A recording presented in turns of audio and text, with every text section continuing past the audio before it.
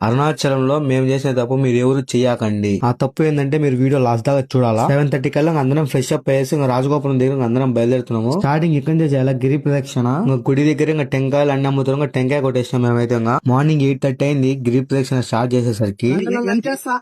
8 లింగాలు. మొదటిగా వచ్చేది అగ్నిలింగం. దారిలో నిమ్మకాయలు ఉంటాయి, మీరు అసలు తొక్కకూడదు. యమలింగం. దారి పొడవునా తాగడానికి నీళ్లుంటాయి. నైరుతిలింగం ఇదే. సూర్యలింగం ఇదే.